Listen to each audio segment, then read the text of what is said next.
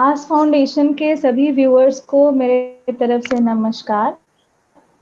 आज मैं फिर पश्चिम बंगाल से आप सबके समक्ष प्रस्तुत हूँ अपनी आज की स्पीकर के साथ, जिनके बारे में मैं जितनी भी तारीफ करूँ वो कम ही पड़ेगी। ये बाय प्रोफेशन टीचर है, पर साथ ही साथ ये ट्रेनर भी है, एंकर भी है, राइटर भी, आर्टिस्ट भी है, पोएट भी है, और सबसे बड़ी बात ये है कि पोएट्री राइटिंग में वर्ल्ड रिकॉर्ड भी बनाया है, वर्ल्ड रिकॉर्ड भी किया है, और सीईओ और northern editor and team member of है, और इनकी उपलब्धियां अवार्ड मैं बखान करूं तो मुझे लगता है कि आप प्रसन्नता होगी एक वर्ड होने के बावजूद भी उन्होंने हमारे समाज में आगे कितनी सारी उपलब्धियां हासिल की है। Hello hello hello hello I think कुछ कनेक्टिविटी में मुश्किल आ रही है।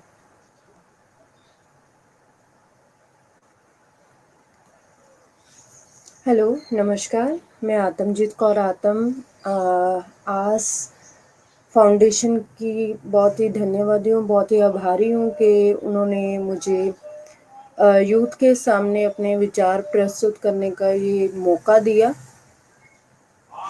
मैं अपने आप को खुशकिस्मत समझती हूँ कि एक ऐसी लड़की मैम, क्या जिस आप मुझे सुन पा रही हैं? अब ठीक है।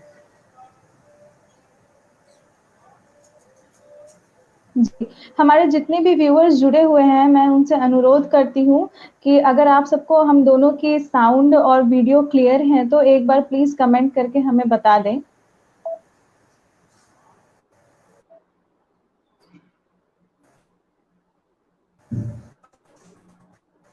आप सब प्लीज हमें कमेंट करके बताएं कि आप सब हमें क्लियरली देख पा रहे हैं और सुन पा रहे हैं।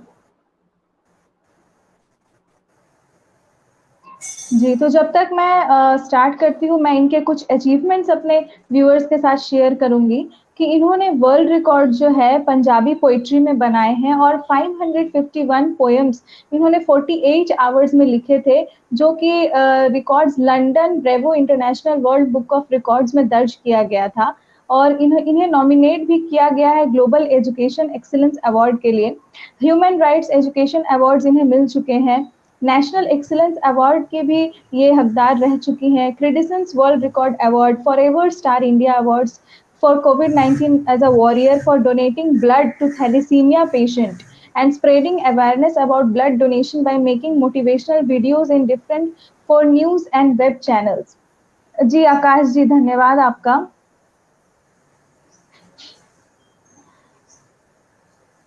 India Creative Awards applied for, and she has also applied for International Education Awards, and we are waiting for the results, and we believe that ma'am you will of course get that award. National Pride Excellence Award, and recently selected as Josh Talk speaker, and where she is going to present her real life story. So all of you, all of the viewers who are viewing us right now, जरूर आप सब इन्हें जुड़िएगा, और जोश talks में ये जब अपनी रियल लाइफ स्टोरी शेयर करेंगी तो आप सब उन्हें जुड़कर उनका उत्साह बढ़ाइएगा।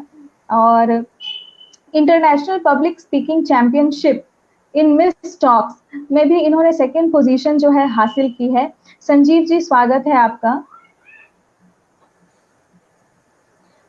She has also got she is also a brain power trainer where students can read and play any activity with a blindfold। मतलब ये आप सोचिए कि कितनी बड़ी बात है कि एक ब्लाइंड फोल्ड के साथ बच्चे पढ़ भी सकते हैं और खेल भी सकते हैं। इसके बारे में हम आगे और जानेंगे मैम से। और जैसे कि मैंने आपको बताया कि T2 चैट की एडिटर एंड को ऑथर भी रह चुकी हैं ये अधूरे अधूरे रिश्ते मैगजीन की।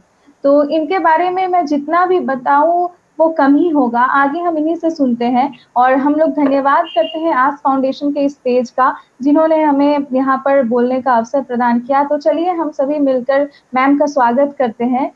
मैम, आपका स्वागत है हमारे आस फाउंडेशन के पेज पर। जी नमस्कार। मैं सबसे पहले तो आप सबका धन्यवाद करना चाहती हूँ। आस फाउंडेशन ने इतना बड़ा जो मतलब एक ऐसा प्लेटफॉर्म दिया है कि जहाँ पे जो वुमेन्स आके अपने विचार प्रस्तुत कर सकती हैं, यूथ को जो है प्रेजेंट कर सकती हैं।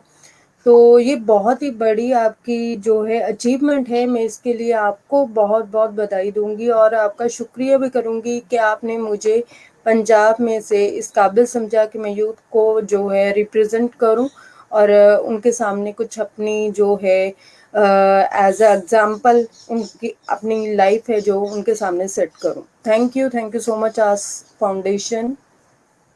जी जी मैम, तो मैं आपको कुछ बता दूं कि हमारी आस फाउंडेशन जो है वह पुअर वुमेन और पुअर गर्ल चाइल्ड उनके एजुकेशन के लिए और उनको सेल्फ डिपेंडेंट बनाने के लिए जो है कार्य करती हैं। और इसके अलावा यूथ को कंप्यूटर लिटरेसी फ्री में प्रोवाइड करती है। और ज्यादातर हमारा प्रयास यही रहता है कि जितनी भी हमारी औरतें हैं जिनके घर में कुछ दिक्कतें हैं, डोमेस्टिक वायलेंस की शिकार हैं या जो भी है, तो उनको हम सेल्फ डिपेंडेंट बना सके स्किल ट्रेनिंग्स के थ्रू, और पुअर गर्ल चाइल्ड को लिटरेसी की तरफ जो है अग्रसर कर पाए।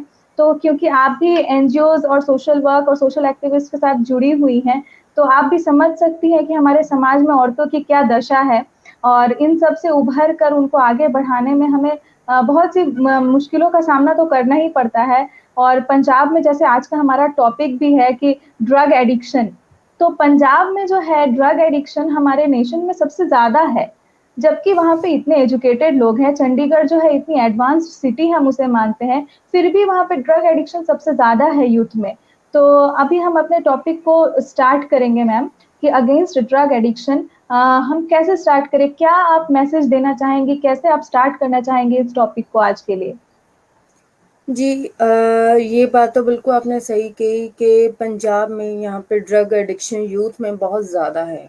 ठीक है, हम्म। तो इसके कुछ कारण सबसे पहले तो हम लोग खुद ही हैं। ठीक है, उसके बाद ही हम किसी और को जो है ब्लेम करें, सरकार को ब्लेम करें, सरकार ने ये नहीं किया, सरकार ने वो नहीं किया। ठीक है, मैं मान लेती हूँ कि सबसे पहले जो मसले जो होते हैं हमारे बच्चों को जो है बेस्ट से बेस्ट करने की कोशिश करते हैं, उनको हर फैसिलिटी देते हैं, मगर कहीं हेलो।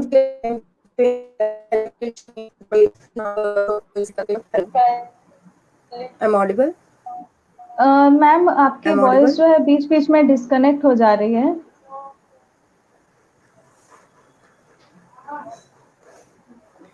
आई थिंक नेटवर्क का कुछ इशू था, हम आपको सुन ही नहीं पाए। मैम आप प्लीज रिपीट कर सकती हैं, आपने क्या बोला अभी।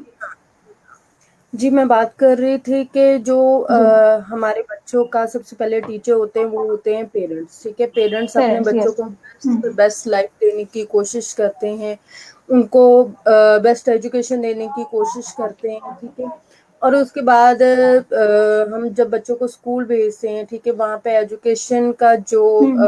सिस्टम हो गया है कि आप सरकार की तरफ से नोटिस आ चुका है कि जी हाँ, आप बच्चों को थोड़ा सा डांट नहीं सकते हैं, मार भी नहीं सकते हैं।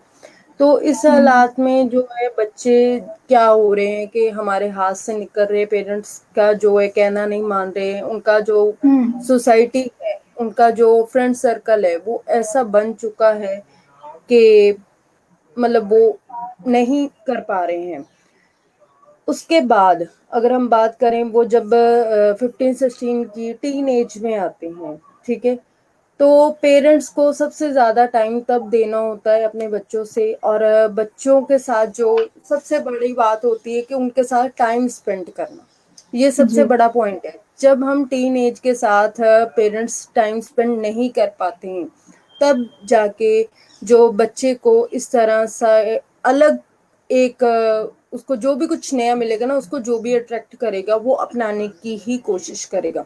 हम्म। जब वो हम्म। अपनाता है, उसको टेस्ट करके देखता है, लाइक उसको किसी तरह से किसी भी वे से अपने किसी फ्रेंड से कुछ भी मिल गया, उसने बोलना है कि नहीं इसको ट्राई करने के चक्कर में जो है वो धीरे धीरे धीरे धीरे करके उसमें ड्रग एडिक्शन हो एडिक्ट। जाते हैं। हम्म। फिर हम कोशिश करते हैं कि जी हाँ, गवर्नमेंट को ब्लेम करते हैं, क्योंकि हमने एजुकेशन कर ली है, मास्टर्स डन है, उसके बाद हमें जॉब नहीं मिल रहा है। अगर जॉब मिल रहा है तो हमारी सूटेबिलिटी के अकॉर्डिंग नहीं है। ठीक है, हम कहीं पे जॉब ट्राई करने जाते हैं, ठीक है, आप 5,000 ले लो, आप 2,000 ले लो, ये हालात जी। है हमारे पंजाब। हम्म। फिर हम गवर्नमेंट को ब्लेम करना शुरू करते हैं। हम कुछ जो है अपनी तरफ से एफर्ट्स नहीं,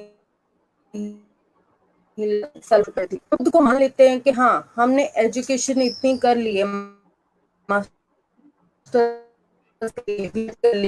जो है एजुकेशन का एक लेवल पे आ चुके हैं, हम हम्म। ये मान के बैठ जाते हैं अब गवर्नमेंट ही हमें कुछ दे तो हम करेंगे, अपनी तरफ से हम कोई एफर्ट्स नहीं करेंगे।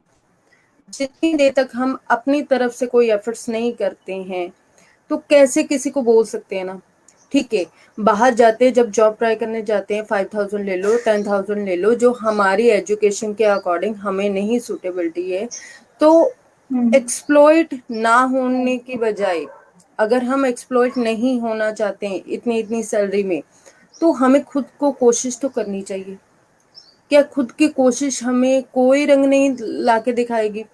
क्या उसका सिर्फ एक आंसर ये ड्रग्स ही रह गए? ठीक है, ड्रग्स ले लो तो वो जो है गम हमारा दूर हो जाएगा। दूर हो जाएगा जी। ये या फिर शराब का सहारा लेते हैं हम लोग, हम्म। ऐसे ऐसे नशे का सहारा लेते हैं अपने आप को, ये प्रिडिक्ट करते हैं कि नहीं, हमने देखो क्या एजुकेशन ली है और हमें गवर्नमेंट क्या है इस तरह से जॉब नहीं दे रही है, गवर्नमेंट ये नहीं करती है, गवर्नमेंट वो नहीं करती है।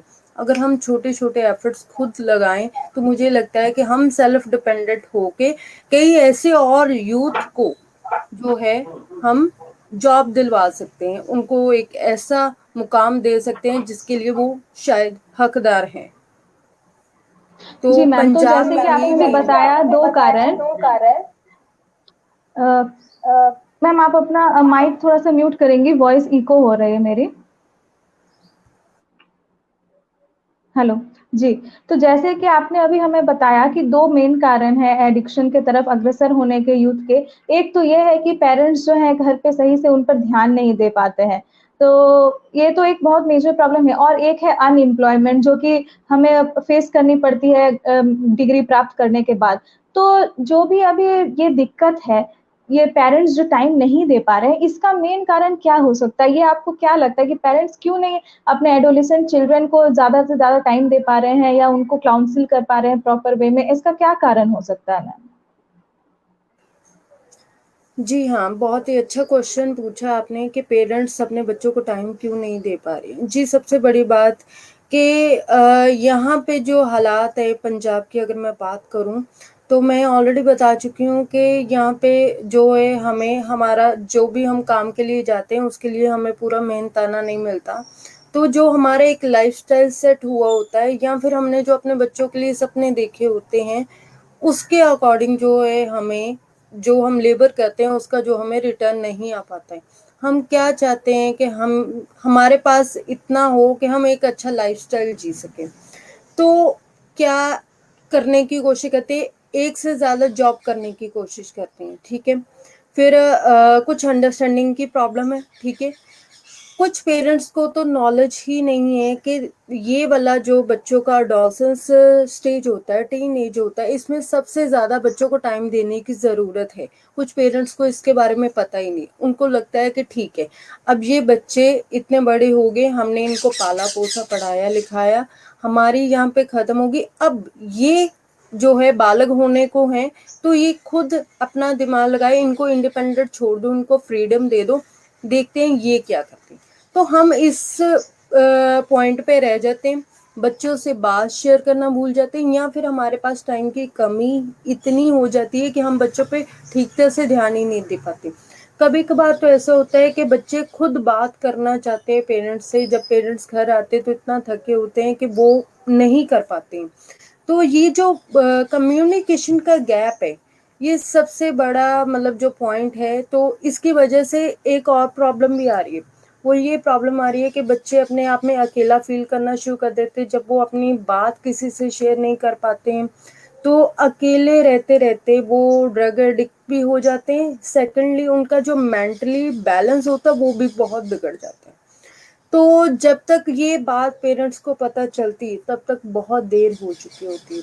हमारा मैक्सिमम यूथ जो ड्रग एडिक्ट है उसके पीछे का अगर हम उन यूथ से ही रीज़न सुने तो एक ही रीज़न आपको मिलेगा, हमारे पेरेंट्स हमको टाइम नहीं देते। सेकेंडली गवर्नमेंट के पास जॉब नहीं है, प्राइवेट जॉब वाले जो है ये हमें एक्सप्लॉइट करते हैं।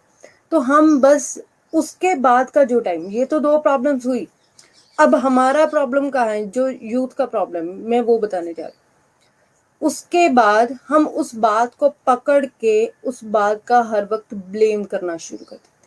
वो जो ब्लेम है ना, जब हम करते हैं तो जो हम बोल रहे होते हैं, जिसके ऊपर हमें बात कर रहे होते हैं, वो हमारे दिमाग पे ऐसी छवि बना लेता है कि वो बात वहां पे पक्की हो जाती है। तो आप तो समझते ही हैं, जब ड्रग एडिक्ट हो जाएगा एक बच्चा, जब बच्ची, तो जब उसके माइंड में एक बात बैठ ही जाएगी, उसको बाकी मेन पॉइंट्स या क्रिएटिविटी जो भी उसकी अपनी है खुद की, वो तो बिल्कुल उसमें से खत्म ही हो जाएगी। ठीक है, तो वो बस उसी पॉइंट पे रह जाएगा, ब्लेम करने वाले पॉइंट पे। उसका अपना सब कुछ खत्म हो जाएगा, क्रिएटिविटी खत्म हो जाएगी, उसको लाइफ से कोई प्यार नहीं रहेगा। और इसके बाद आप जानते हैं कि सुसाइड का रास्ता पकड़ेंगे। कुछ डरपोक भी होते हैं, सुसाइड नहीं करते, तो वो ड्रग एडिक्ट कर करके ही अपने आप को इस तरह से खत्म कर लेते हैं। जब तक पेरेंट्स को पता जी मैम। चलता है तब तक बहुत मुश्किल हो जाती है, तब तक सब कुछ खत्म हो चुका होता मैम कहीं ना कहीं ये भी तो एक रीजन है ना कि जैसे कि बच्चों को ध्यान नहीं दे पाते पेरेंट्स, तो आजकल जो है डबल कैरियर कपल्स आ गए हैं, यानी कि मदर फादर दोनों ही जॉब करेंगे। तो इस वजह से, और जॉइंट फैमिली जो है न्यूक्लियर फैमिली में कन्वर्ट हो गया है, तो इस वजह से बच्चों को किसी का सपोर्ट मिल ही नहीं पाता है। और जब वो अकेला फील करने लगते हैं, और जब वो ऐसा एडिक्शन उनको हावी होने लगता है, तब आपने जैसे बताया कि क्रिटिसिज्म उनको मिलने लगता है। वही फैमिली और वही सोसाइटी जिसको उसको देखने का समय नहीं था, उसे क्रिटिसाइज करना शुरू कर देते हैं। तो ये नहीं होना चाहिए बिल्कुल भी कि मैम एक्सप्लॉइट करे उसे, क्योंकि वो तो खुद बीमार है बेचारा, खुद ही परेशान है। तो वो इसमें क्या कर सकता है? तो इस सिचुएशन को कैसे हैंडल किया जाए मैम? उस टाइम में बच्चों को कैसे हैंडल करना चाहिए, इसके बारे में भी आप हमें कुछ बताएं मैम। है। ये बात बिल्कुल आपने ठीक कही कि जब बच्चा ड्रग एडिक्ट हो जाता है, फिर पेरेंट्स डबल जॉब कर रहे हैं। डबल जॉब करने का एक यही कारण है कि इतना जो है महंगाई हो चुकी हुई है कि पेरेंट्स को अपना जो एक लाइफस्टाइल उनका सेट हुआ है वो उससे नीचे नहीं आना चाहते। ठीक है, अब अगर मैं खुद की बात करूं, ठीक है, हमारे भी यहाँ पे जो है दोनों पेरेंट्स, मैं और मेरे हस्बैंड दोनों डबल जॉब पे हैं। ठीक है, तो हम लोगों को जहाँ पे एक्सप्लॉइट हो रहे हैं, मजबूरी से हो रहे हैं, ठीक है, क्योंकि सैलरी कम है, मगर हम ये मान के चल बैठते हैं कि something is better than nothing. ये हमारा कॉन्सेप्ट होता है। ठीक है, something is better than nothing, because इतनी महंगाई है तो हमें दोनों को जॉब करेंगे तभी होगा।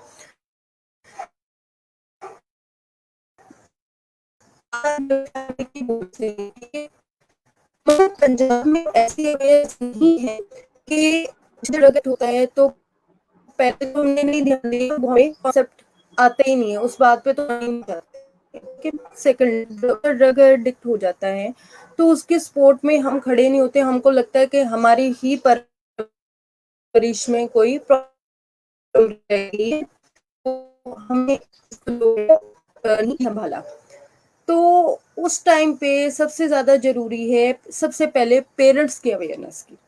पेरेंट्स को इस बात का पता होना चाहिए कि जो होना था वो हो चुका है, अब आगे के स्टेप क्या हैं। जैसे अब पेरेंट्स को फुली मेंटली और फिजिकली दोनों ही सपोर्ट देना पड़ेगा बच्चे को। सेकेंडली उसके लिए जो हमारी गवर्नमेंट ने मेजर्स बनाए हैं, उसके लिए जो बच्चे को ड्रग एडिक्ट से बाहर निकालने के लिए कुछ ड्रग एडिक्शन सेंटर्स बनाए हुए हैं। ठीक है, उन वहाँ पे प्रॉपर जो उनका मेडिकेशन रहता है और जो एक्सरसाइजेस रहती हैं उनको फॉलो करना होगा पेरेंट्स को। बट सबसे पहले पेरेंट्स को इस बात की अवेयरनेस होनी चाहिए कि उनके आसपास की जगह पे कौन सा ड्रग एडिक्शन सेंटर है, वहाँ पे क्या प्रॉपर मेडिकेशंस है। अगर आप घर पे भी रह के उसको ड्रग एडिक्शन से छुड़वाना चाहते हैं तो उसके लिए नॉलेज होना बहुत ज़रूरी है, अवेयर होना बहुत ज़रूरी है कि डॉक्टर्स की तरफ से क्या जो मेडिकेशन रिकमेंडेशन है, आप घर पे बैठ के बच्चे को किस तरह से मेंटली सपोर्ट करना पड़ेगा। हाँ, एक बात ज़रूर है, टाइम टू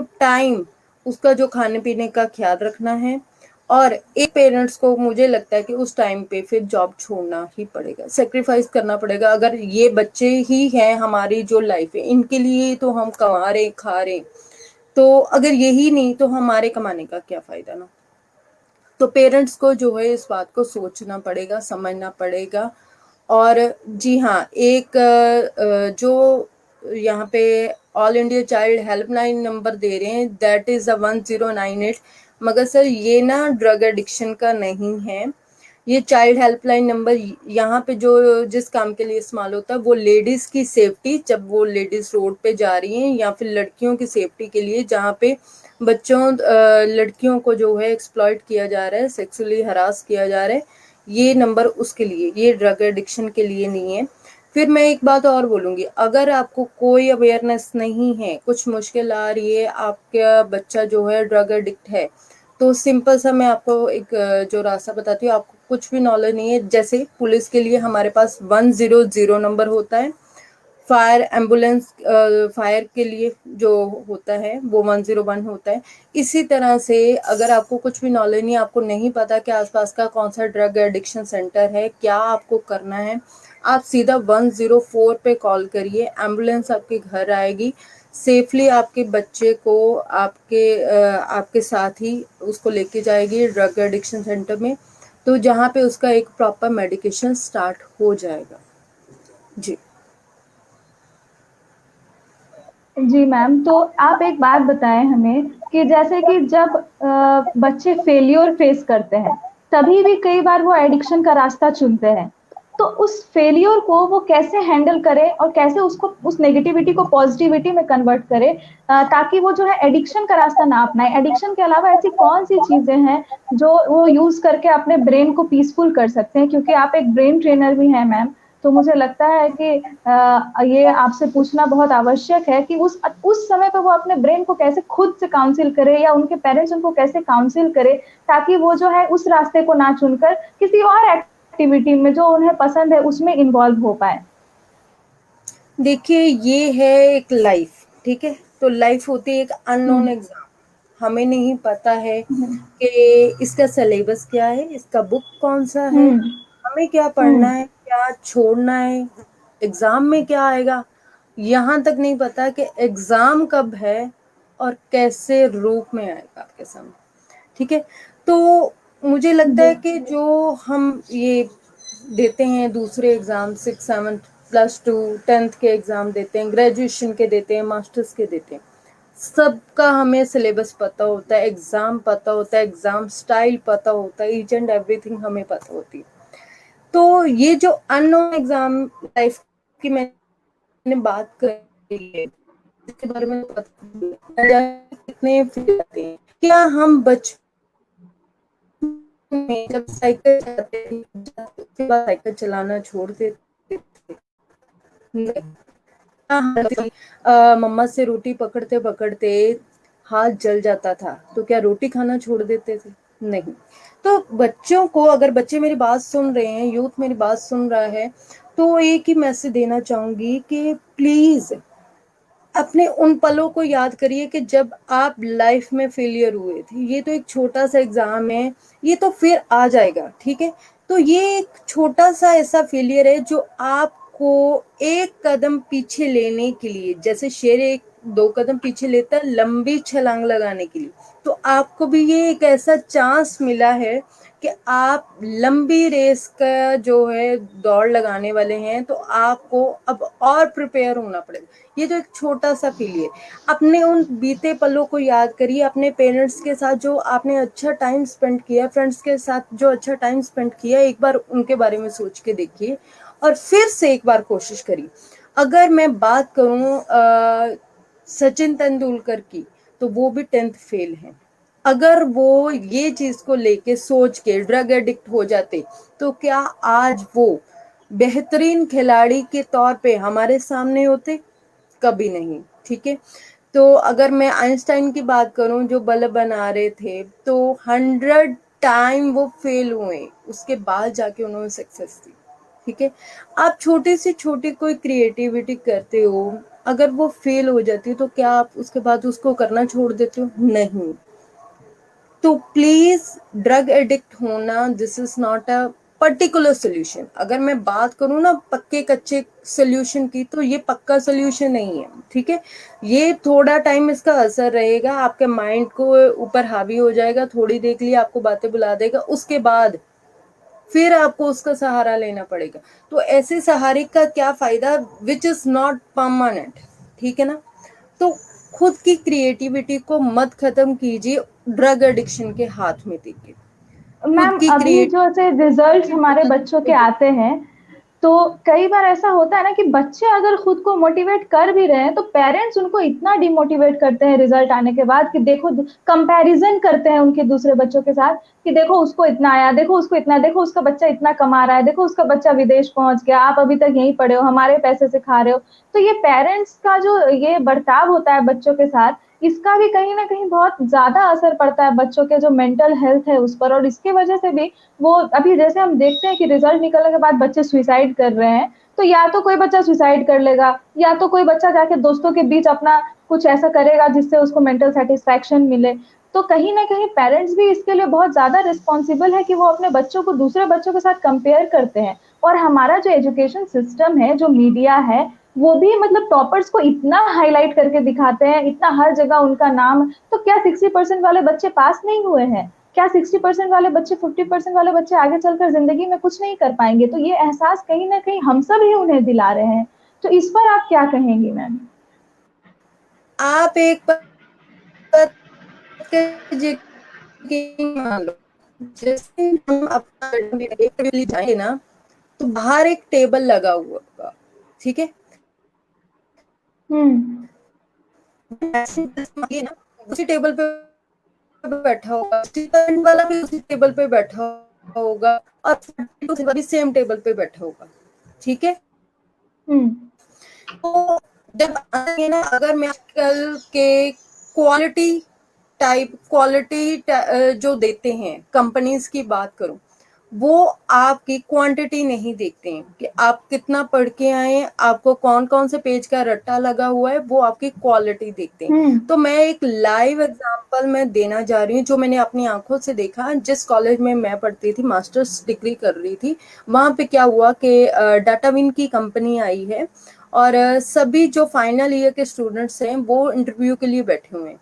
अभी वहां पे एक 90% वाला स्टूडेंट ऊपर गया है इंटरव्यू देने, तो उसको बोला गया है कि बेटा आप ऐसा करो, आप ना एक सॉन्ग सुनाइए जहाँ आपको कोई जोक भी सुना दिए। कहता है देखिए मेरे को कोई जोक नहीं आता है, मेरे को कोई सॉन्ग नहीं आता, मैंने अपने टिल लाइफ में कुछ नहीं सुना है, मैंने जस्ट पढ़ाई की है, तभी मैंने इतने नंबर लिए।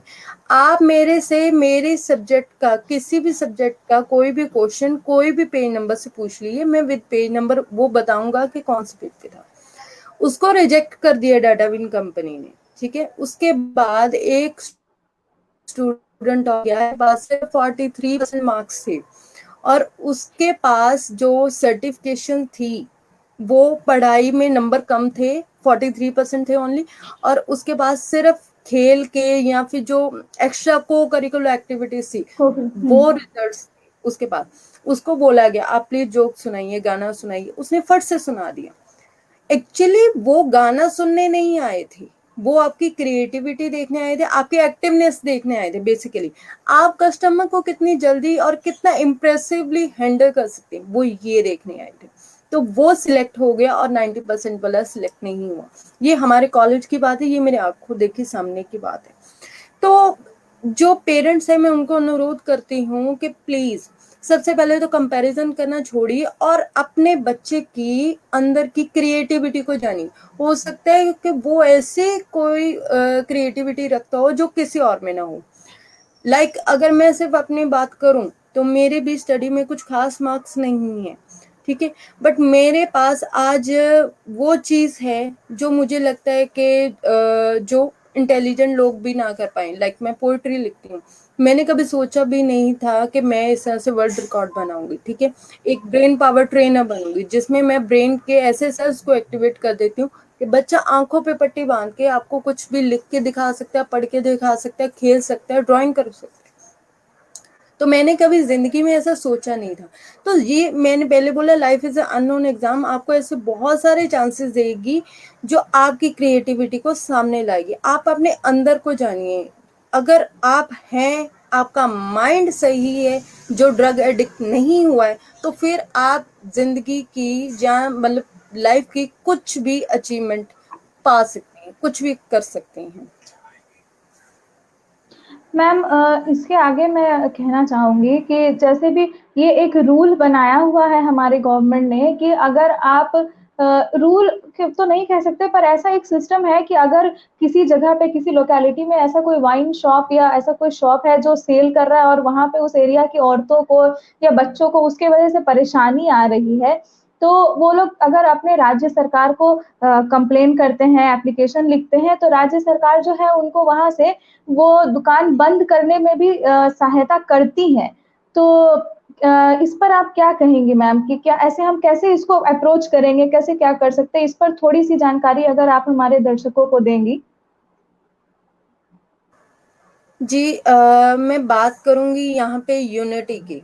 अगर हम हम्म। लेडीज लोग यूनिटी कर लें तो सरकार तक, देखिए अगर मैं अपने आप की बात करूं तो मेरी यहाँ के पंजाब गवर्नमेंट के साथ कोई भी वो जान पहचान नहीं है। मुझे कोई नॉलेज नहीं है कि मैं सरकार तक कैसे अप्रोच करूंगी, क्योंकि सरकार तक अप्रोच करने के लिए बीच में जो बहुत सारे स्टेप्स हैं जिसके बारे में अगर मैं अवेयरनेस भी ले लूं, मगर मेरे पास अगर किसी की सिफारिश नहीं है तो मुझे नहीं लगता कि हम्म। सरकार तक अप्रोच कर पाऊंगी। तो मुझे लगता जी। है कि यहाँ पे एक सोल्यूशन है हमारी यूनिटी का।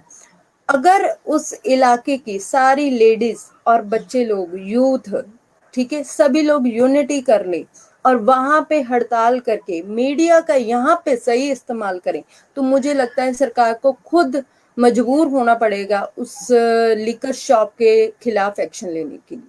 मुझे तो क्योंकि मैम यही ऐसे सोल्यूशन। रूल्स तो कई बनाए हुए हैं, बहुत सारे ऐसे रूल्स हैं, पर लोग इसके इन बारे में ब्लैक एंड अवेयर व्हाइट ही है ना नहीं बस। है। हाँ, हम्म। अवेयर ही नहीं है कि वो हम ऐसा कर भी सकते हैं।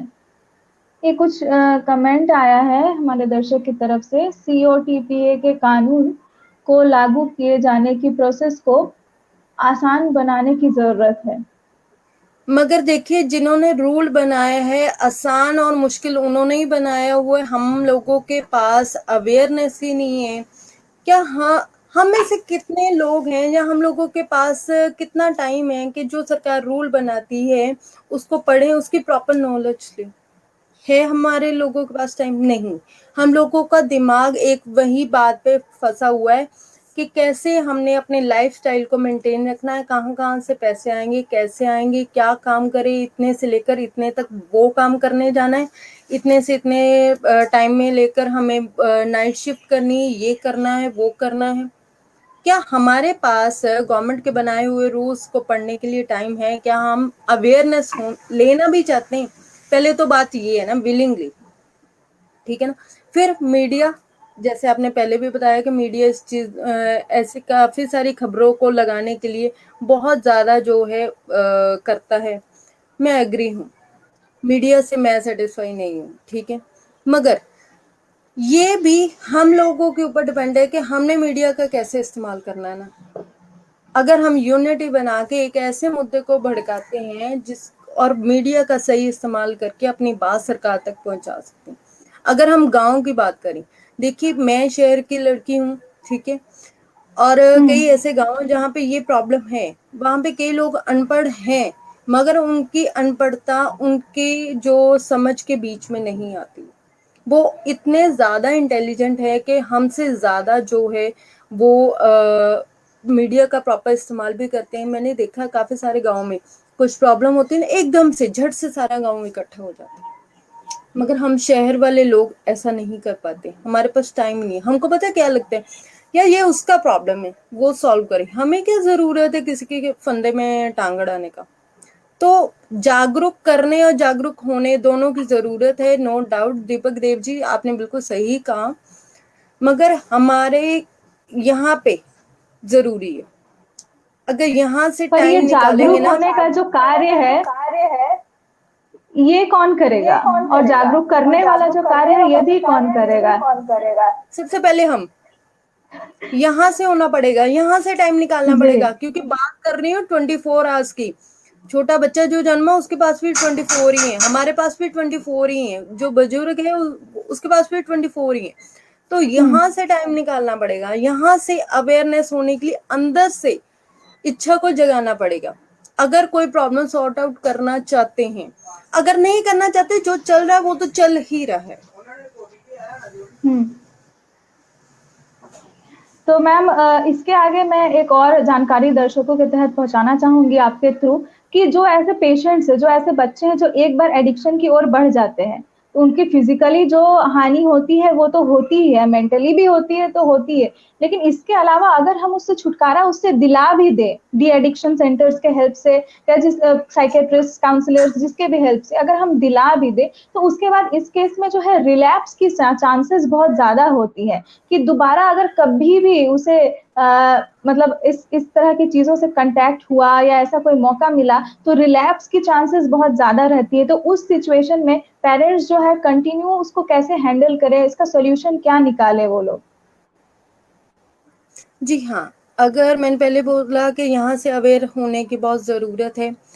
हमने सब कुछ कर लिया, बच्चे को ड्रग एडिक्शन की पकड़ में से भी निकाल लिया। हम्म। अब बात वही बोलूँगी कि जो हमने पहले नहीं किया, जिसकी वजह से बच्चा ड्रग एडिक्ट हुआ, टाइम नहीं दिया। हम्म। हमें टाइम देना होगा, सपोर्ट देना होगा। ये नहीं मैं बता सकती कितने टाइम तक देना पड़ेगा। कुछ बच्चों की बिलिंग पावर भी होती है, हाँ, इतनी ये तो स्ट्रांग होती कुछ है, भी वो नहीं होता जल्दी है। से बाहर। जी। हम्म। ठीक है, तो ये नहीं मैं कह पाऊंगी कि कितना टाइम देना पड़ेगा, कितना सपोर्ट देना पड़ेगा। साल, 2 साल, 5 साल लग सकते हैं, मगर ये सोच के चलिए कि आपके टाइम और सपोर्ट के अलावा और कोई चीज काम नहीं करेगी। ये मैजिक है, जो आप अपना टाइम दोगे, अपना सपोर्ट दोगे, अपनी पॉजिटिविटी दोगे, और उस पे सबसे बड़ी बात जो मैं कहना पहले भूल गई, ट्रस्ट। उसके ऊपर ट्रस्ट करना पड़ेगा, उसको चांस देना पड़ेगा। ये नहीं डर रखना मन में कि ये दोबारा हो और जाएगी। उसे ये आप एहसास भी दोबारा, दिलाना पड़ेगा कि आप जो है ये जानबूझकर नहीं कर रहे हो, आपको जो है एक डिजीज, एक बीमारी की तरह ये आपके पास आई है, ये लक्षण जो भी आपके हैं, और अगर आप कोशिश करोगे तो ये बहुत जल्द आपके अंदर से निकल भी जाएगी। जैसे डायबिटीज की समस्या है, दवा खाएंगे ठीक हो जाएगी, उसी तरह एडिक्शन की भी जो समस्या है अगर आप प्रॉपर ट्रीटमेंट लोगे तो जरूर ठीक हो जाएगी। ये हमें कहीं ना कहीं बच्चों को विश्वास दिलाना चाहिए। अगर हमें उसे क्रिटिसाइज ही करते रहेंगे तब कहीं ना कहीं उस बच्चे के लिए भी और पेरेंट्स के लिए, सोसाइटी के लिए भी, वो तो किसी को मुंह दिखाने से भी कतराने लगेगा, और इससे ज्यादा वो और डिप्रेशन और मेंटल हैरेसमेंट की ओर जो है वो अग्रसर होता जाएगा। मैम तो क्योंकि इसमें आप क्रिटिसाइज करने क्या से हम भी, हाँ। जी। क्योंकि जी क्रिटिसाइज बताएं ही तो मैम। हमने किया है, पहले साथ नहीं दिया, टाइम नहीं दिया, सपोर्ट हाँ। नहीं दिया, ट्रस्ट नहीं किया। क्रिटिसाइज ही जी। तो हुआ है, हुआ ही क्या है, इनडायरेक्टली वे से हुआ है। तो डेफिनेटली एहसास की भी बहुत बड़ी जरूरत है, जो उसको दिल से हो, रूह से हो। तो बहुत बड़ी बात आपने कह दी। तो हाँ, ये दीपक देव जी कह रहे हैं कि हम बदले तो जग बदलेगा, बिल्कुल सही कहा आपने। सबसे पहले चेंज होने की जरूरत हमें है, डेफिनेटली। बाकी भी तभी देखने का नजरिया बदलेगा। एहसास जी बहुत मैम, बड़ी बात। पेरेंट्स के रोल को तो हमने एनालाइज कर लिया कि पेरेंट्स जो है एक बहुत अहम भूमिका निभाते हैं। तो इसके अलावा अगर हम एजुकेशन सिस्टम, टीचर्स की बात करें, जो बच्चों के साथ स्कूल में रहते हैं, ट्यूशन क्लासेस में रहते हैं, कहीं भी रहते हैं, क्या ऐसा नहीं होना चाहिए कि स्कूल के सिलेबस में जब हम रिप्रोडक्टिव हेल्थ पढ़ा सकते हैं तो हम ये क्यों नहीं पढ़ा सकते एडिक्शन के बारे में अवेयरनेस, या एडिक्शन की वजह से जो चीजें हो रही है क्या हम ये सिलेबस में नहीं इंक्लूड कर सकते? क्लास 10, 8 सीनियर स्कूल में क्या हम ये नहीं इंक्लूड कर सकते बच्चों के सिलेबस में अवेयरनेस के लिए? देखिए, अगर मैं पंजाब की बात करूं तो 2006 2006 से हमारे यहाँ पे सिलेबस में +1 एंड +2 जो 11th एंड क्लास 12th की के सिलेबस में जो है ये हमारा एनवायरमेंटल स्टडीज आया था। उसके बाद धीरे धीरे जी। आई थिंक अभी कुछ 5-6 साल ही हुए हैं, इन्होंने ड्रग एडिक्शन का जो वो है ग्रेजुएशन में डाला हुआ है एज अ मतलब सब्जेक्ट, कंपल्सरी सब्जेक्ट। तो ये सरकार ने एक स्टेप यहाँ पे हमारे पंजाब में उठाया है, गुरु नानक हम्म। देव यूनिवर्सिटी के सिलेबस में ये हमारा एक ड्रग एडिक्शन का विषय है। मगर ये अच्छा। विषय के रूप में ना रह जाए, इसके लिए हम सबको भी सपोर्ट करना पड़ेगा, क्योंकि ये सिर्फ गवर्नमेंट का काम नहीं है। गवर्नमेंट अपने स्टेप्स उठा रही हम्म। है, वो अलग बात है, हम लोग अवेयर नहीं है। मैं अभी भी कह देती हूँ कि कितने सारे पेरेंट्स ऐसे होंगे जिनको ये पता ही नहीं है कि ग्रेजुएशन के सब्जेक्ट में एक ऐसा सब्जेक्ट है ड्रग। अच्छा। बहुत सारे की तरफ से स्टार्ट किया गया हुआ है, आज 5-6 साल पहले की बात है।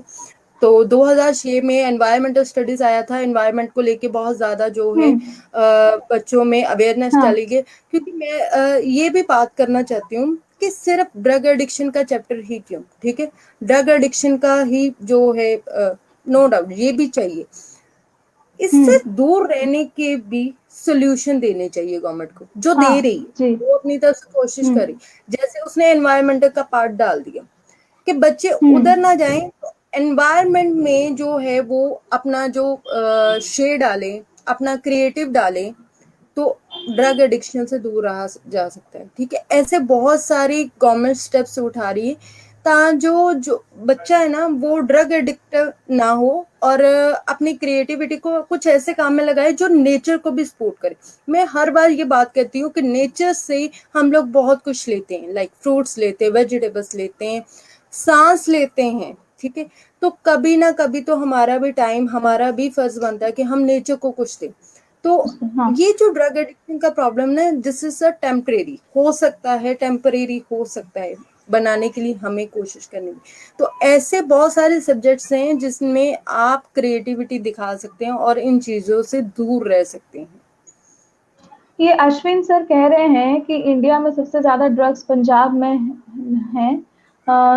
क्यों, कौन रिस्पॉन्सिबल है, ये पूछ जी, रहे हैं। मैं ये बात ऑलरेडी बता चुकी हूँ कि हम सब ही रिस्पॉन्सिबल हैं, क्योंकि हम लोग अवेयर नहीं हैं, नहीं, ये इसीलिए ये ड्रग एडिक्ट्स की बात नहीं कर रहे, ये ड्रग्स की बात कर रहे हैं कि पंजाब में जो है ड्रग्स आ रहे हैं, ड्रग्स मिल रहे हैं, उपलब्ध हो रहे हैं, तभी जो यंगस्टर्स हैं वो उन्हें कंज्यूम कर रहे हैं, एडिक्ट हो रहे हैं। अगर मिलेंगे ही नहीं इतनी इजिली, तो इतनी इजिली मतलब, क्योंकि मैम मैंने खुद भी देखा है, मैंने ग्रेजुएशन पंजाब से किया है, मतलब थोड़े थोड़े डिस्टेंस में खाने पीने का दुकान हो या नहीं हो, लेकिन अल्कोहल का दुकान जरूर होता है हर जगह पे पंजाब में। तो इसके लिए कहीं ना कहीं मतलब गवर्नमेंट भी मुझे लगता है पंजाब की जो है वो रिस्पॉन्सिबल जरूर, क्योंकि इतने फ्रीक्वेंटली अवेलेबल कराने की क्या जरूरत है इन चीजों को। डेफिनेटली है मैम, क्योंकि गवर्नमेंट स्टेप नहीं उठा रही है, पुलिस अपनी ड्यूटी नहीं समझ रही है। मैं आपको बता सकती हूँ कि ऐसे कई गांव हैं जहाँ पे लिकर बहुत ही ज्यादा मात्रा में बनाई जाती है, तैयार की जाती है, घर घर में तैयार हो रही है। तो ऐसे कई सारे गांव हैं, अगर पुलिस अच्छा। स्टेप उठाए तो उनको पकड़ के उनको जो है एक बहुत ज्यादा नहीं पनिशमेंट इस वे से हो कि उनको एहसास हो। ये नहीं है कि उनको मारने पीटने से उनको तो एहसास हो मतलब जाएगा, ये नहीं। गांव में घर घर में बैठ के लिकर्स बनाते हैं ये लोग। हाँ, ऐसा होता है, तभी तो अवेलेबिलिटी कैसे हो सकती है ना। अच्छा। बाहर से हम्म। गवर्नमेंट बैन लगा देगी, एक मिनट, बाहर से सरहदों पे वो जो है मतलब हम्म। सील कर देंगे, ठीक है, बाहर से कुछ नहीं आएगा। तो हम्म। प्रोडक्शन कहाँ पे हो रही है? जी। गांव में हो रही है ना।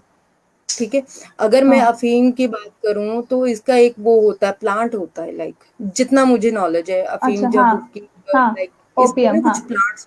हम्म। अगर आप गांव में इसकी खेती कर रहे हैं तो डेफिनेटली आपको तो इजीली अवेलेबल हो जाएगा ना, is it hmm. Not? Possibility है। यस। तो ऑफ कोर्स। वहां पे किसका हम्म। ड्यूटी है ना, पुलिस का ड्यूटी है।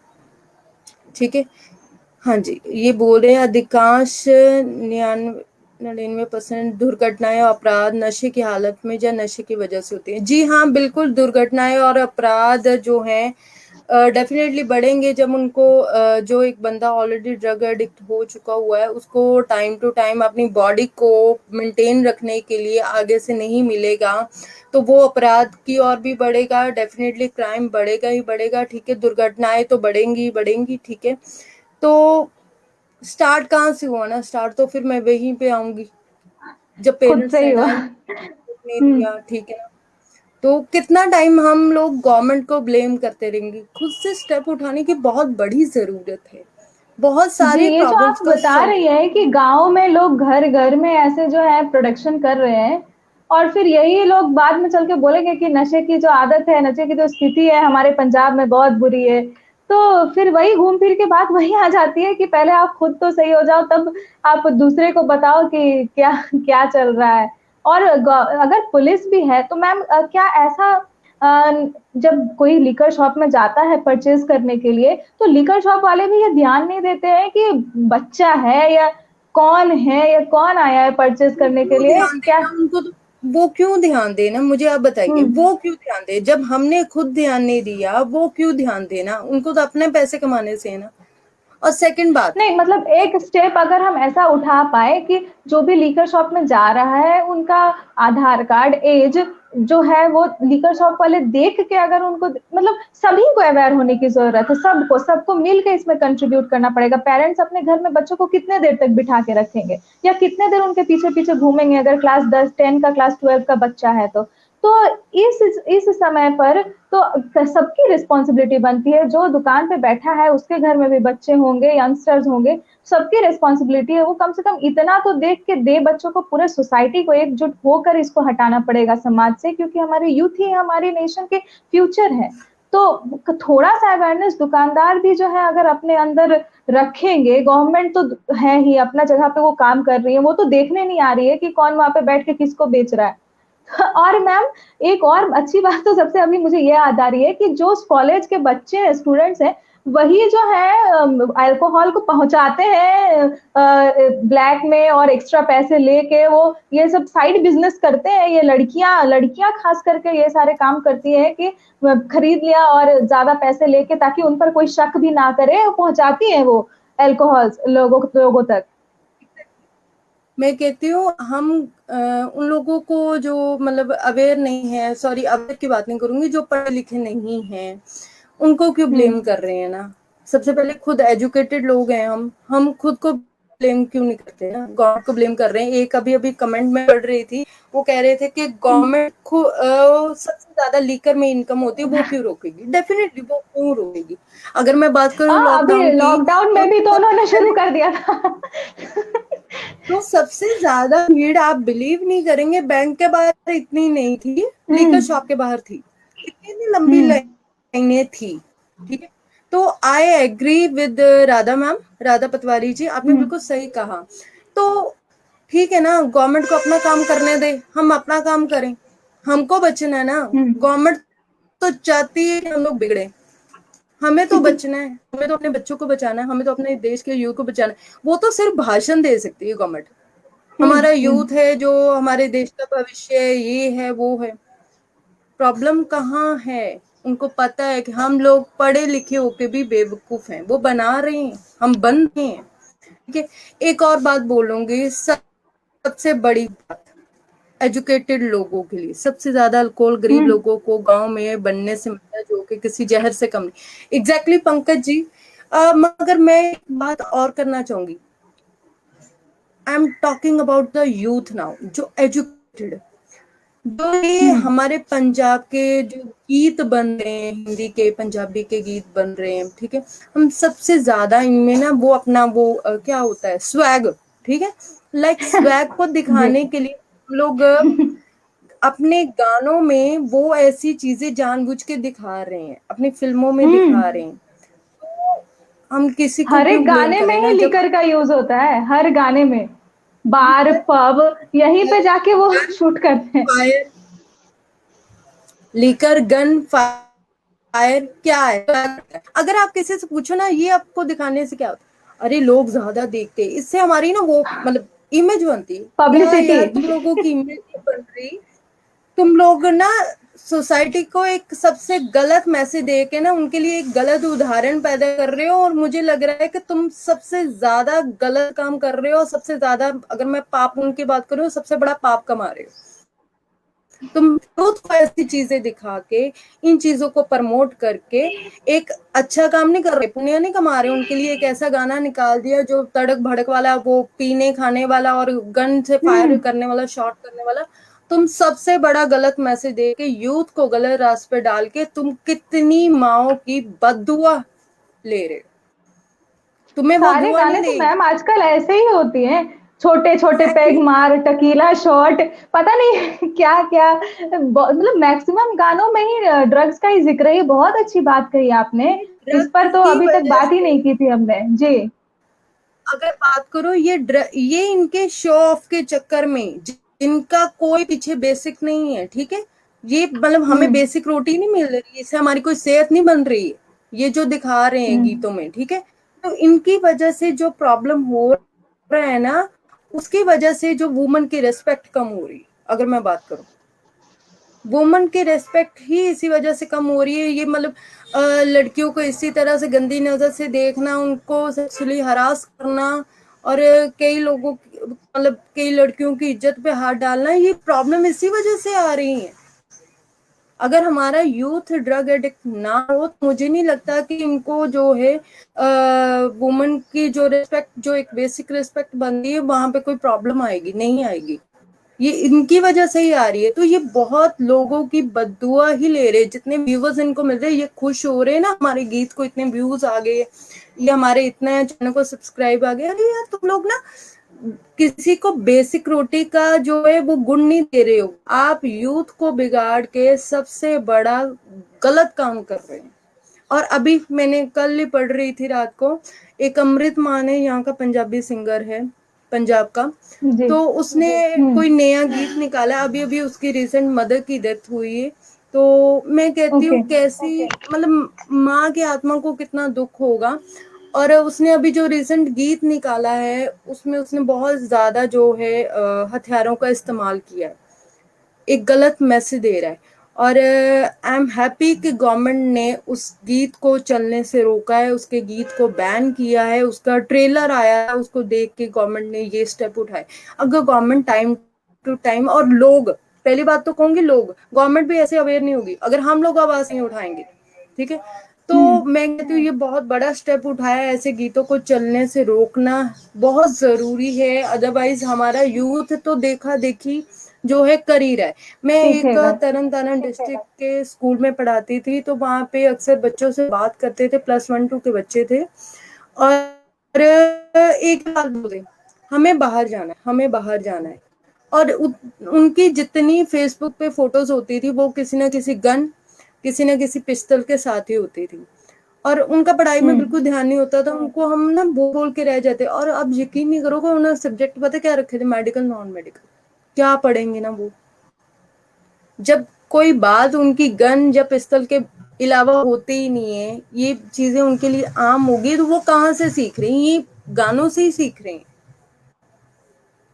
जी एक्चुअली मैम, अल्कोहल हरियाणा बहुत और ज्यादा। पंजाब इन सारे में तो ये गन का चलन और ये अल्कोहल लीकर का कंजम्पशन, ये सब हर गाने में दिखाते हैं। और अब तो हमारी मूवीज भी आ रही है, कबीर सिंह इतनी फेमस मूवी, उस पूरे मूवी में वो बस ड्रिंक ही करता रहता है। और संजय दत्त की मूवी आई थी संजू, उसमें भी वो मतलब ड्रग्स में ही दिन रात जो है डूबे रहते थे। तो मूवीज भी तो सब ऐसे ही आ रही है, गानों को हम आप कितना ही यकीन ब्लेम नहीं करें। मानोगे, आप यकीन नहीं मानोगे, गवर्नमेंट इन मूवीज को चलाती भी है, और नीचे एक छोटा सा मैसेज दिया होता है, liquor is injurious to health. इतना मैसेज दे के आप गवर्नमेंट अपना जो है वो हाथ पीछ रही थी कि हम देखो, हम तुम लोगों को बोल रहे हैं, लिखा हुआ है साइड पे, liquor is injurious to health. अगर आप अपना दिमाग चलाओ, आपको लेना या नहीं लेना है, वो देखो ना, वो हम पे फैसला छोड़ रही है। कितनी चालाक है गवर्नमेंट, और हम उनकी पॉलिसी को समझ नहीं पाते। एक तरह से वो प्रमोट भी कर रही है, और हमको ये मैसेज दे रही है, liquor is injurious to health, smoking is injurious to health. हाँ, गवर्नमेंट इंजीनियर्स अपना टू हाथ है। पीछे खींच के और बैठ पूरे गई है। मूवीज में वही करते रहते हैं वो लोग। तो कहाँ और पे मैम यहाँ पे जरूरत है ना। कमेंट आ रहा है राधा मैम का, ये भी हम जरा ले लेते हैं कि हाई एक्चुअली क्लास को आपको रिप्रेजेंट करती है। और तो आई थिंक तो आई अदर थिंक क्लासेस अदर सोचती हैं कि क्लास अगर हम भी ये पिएंगे तो हम भी उनके जैसे बन जाएंगे। नकल करना ही है तो हेलो। किसी न किसी इस सोसाइटी को देख। जी हाँ, बिल्कुल ठीक। अगर मैं बात करूं, जैसे दहेज की प्रॉब्लम आएगी, ठीक है। मैं किसी मतलब अपने ग्रेजुएशन में पढ़ रही थी, तो वहां पे एक किताब में पढ़ा तो मुझे यकीन नहीं हुआ। मेरा कोई सेमिनार था, ठीक है। तो वहां पे एक सेमिनार की तैयारी करते वक्त आई बात कि पुराने जमाने में लोग दहेज इसलिए देते थे, अपने घर की चीजें उठा के अपनी बेटी को शादी के जाते वक्त इसलिए देते थे कि दूसरे घर जाके उसको जो है परायापन ना लगे। वो अपने घर की चीजों को हम्म। देखेगी तो जल्दी से उस घर में अपने आप को जो है अपना बना लेगी। तो मुझे ना इस बात का यकीन नहीं आया, तो मैंने जी। ना ये लाइन छोड़ दी, ठीक है। सेमिनार प्रेजेंट किया, दहेज की समस्या का था। तो टीचर जो मेरी थी वो काफी सीनियर थी, पीएचडी टीचर थी, पंजाबी की टीचर थी।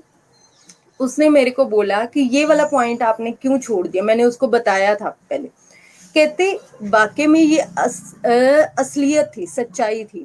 तो मेरे को अपने आप के ऊपर शर्म आई कि मैंने इस बात को सच नहीं माना, पढ़ा भी, छोड़ दिया कि नहीं ऐसे थोड़े ना पॉसिबल। क्योंकि हम आज के टाइम पे जो देख रहे हैं वहां पे दहेज का मतलब ही अलग हो चुका है, ठीक है। हम देखा देखी में बड़े लोगों की, बड़े सोसाइटी लोगों की जो है उनकी देखा देखी करके ऐसे फॉलो करते हैं। तो लिकर में भी सेम बात आ गई। जो देखा देखी नकल करने की आदत है ना, मतलब हम जैसे मिडिल क्लास लोगों को, बड़ी क्लास के लोगों को देख के, तो क्या वो आपको घर में बोलने आए कि आप लिकर का इस्तेमाल करो? हम करते हैं? नहीं। हमें अपने आप पे खुद ध्यान देना पड़ेगा। जब अपने आप पे खुद ध्यान देंगे ना, तो मुझे नहीं लगता कि नकल करने की कोई गुंजाइश रहेगी, ठीक है। हमने दहेज की प्रथा को इसीलिए आगे बढ़ा दिया, हमारी बेटियां खुद इसी वजह से कष्ट भोग रही हैं, दूसरे घरों में जाके अग्नि में जलाई जा रही हैं, इसी वजह से। हम नकल करते करते कहीं ना कहीं अपने बच्चों को खुद अपने हाथों से जो है इन गलत रास्तों पे सौंप रहे हैं। मुझे लगता है हम पेरेंट्स जो जी। नकल कर रहे हैं वो बहुत ही गलत कर रहे हैं अपने बच्चों के साथ, अपनी लाइफ के साथ। ये जो बच्चे जिनको हम अपनी जान से ज्यादा प्यार करते हैं, जान से बढ़ के इनको पालते हैं, तो मुझे यही एक रीजन लगता है कि हम अपने दिमाग को क्यों ना यूज करें ना। किसी ने हमको घर पे बैठे हुए खिला थोड़े ना जाना है। आज अपने पैसे से लिकर खरीद के दूसरों के दिखा के थोड़ी देर का एक जश्न मना लेंगे, क्या आधे घंटे का जश्न होगा, दूसरों को दिखा लेंगे। उसके बाद घर पे अगर आपका चूल्हा ठंडा पड़ गया, आपके बच्चे भूखे रह गए, तो किसको शो ऑफ करने जाओगे? क्या कोई आएगा आपके बच्चों को खाना खिलाने, आपको खाना खिलाने? नहीं आएगा। तो क्या फायदा ना उस देखा देखी का, उस नकल करने का, जो जी आपके घर मैम, को जैसे कि आपने स्टार्ट। अभी सही बोला कि वो गाने का भी जो आप बोल रही थी उससे भी नकल ही कर रहे हैं यूथ। और ये हाई सोसाइटी को देख के भी नकल ही कर रहे हैं। तो हम बस दूसरों को ही ब्लेम कर रहे हैं, कभी सरकार को, कभी हाई क्लास को, कभी हमारे फेलियर को, कभी हमारे पेरेंट्स को। मतलब हमेशा दूसरों के तरफ ही जो है हम सारा जो पल रहा है वो थोप देते हैं। तो कहीं ना देखिए, ये कहीं ये हमारे गलत अंदर है। इतनी नेगेटिविटी भर चुकी है। मैं किसी की एक बात पढ़ रही थी, दो बातें मुझे याद आ रही हैं कि हम्म। हमने अपने अराउंड इतनी नेगेटिविटी खुद बना रखी है कि मैं बता नहीं सकती, कि पॉजिटिविटी आने का रास्ता ही नहीं छोड़ा। पहली बात, न्यूज़पेपर। जितना न्यूज़पेपर पढ़ोगे आपको सिर्फ एक पेज कहीं ना कहीं जाके पॉजिटिविटी का मिलेगा, बाकी के जो 13 पन्ने होते हैं वो सारे के सारे नेगेटिव। हम्म। यहाँ पे ये हादसा हो गया, इतने लोग मर गए, ये हो गया, उस पुलिस ने इतने आदमी पकड़ लिए, ये हो गया, वो हो गया। इतनी नेगेटिविटी भरी होती है, ठीक है। और पॉजिटिविटी का सिर्फ एक पेज मिलेगा। सेकंड बात जो मेरे माइंड में आ रही थी, हम्म। आ, एक तो ये बात आ रही थी कि न्यूज़पेपर, हाँ, एक मंदिर के बाहर देखिए क्या लिखा होता है, अगर बोर्ड लगा हो मंदिर के बाहर, एक बोर्ड लगा होगा, वहां पे लिखा होगा आपको जूते पहनकर अंदर नहीं आना, ठीक है, आपको ये नहीं करना मंदिर के अंदर, आपको ये नहीं करना है मस्जिद के अंदर, आपको गुरुद्वारे के अंदर ये नहीं करना है, ये नहीं करना है। कभी किसी ने ये नहीं लिखा होता कि अंदर जाके ये करें। देखिए, देखने का नजरिया है ना, जी, ना करे वाली बहुत चीजें हर महत्वपूर्ण जगह बात पे है। लिखी, हम्म। ना करे वाली चीजें हर जगह लिखी होती है, मगर करना क्या है वो तो लिखी ही नहीं होती,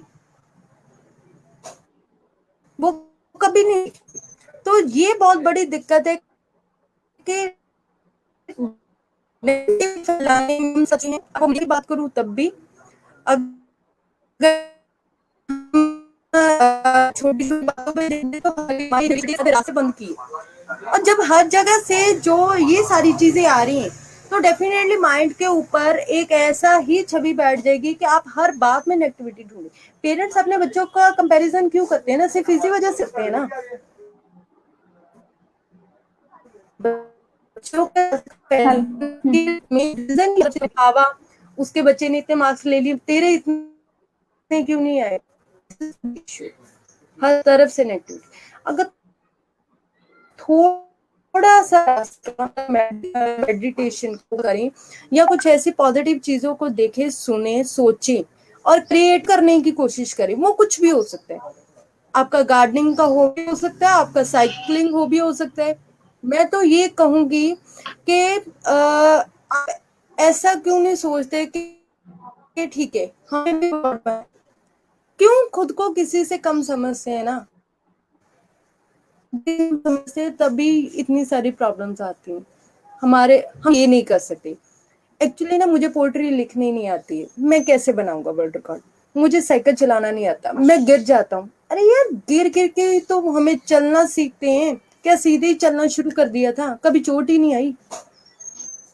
तो क्यों ना खुद को चैलेंज दे। अभी थोड़ी देर पहले मैंने अपने यूट्यूब चैनल पे एक वीडियो डाली थी कि अपना अंदर का जो डर है ना उसको चैलेंज दीजिए, तभी कोई प्रॉब्लम नहीं आएगी, ना ड्रग एडिक्शन की प्रॉब्लम आएगी, ना ही कोई और आएगी।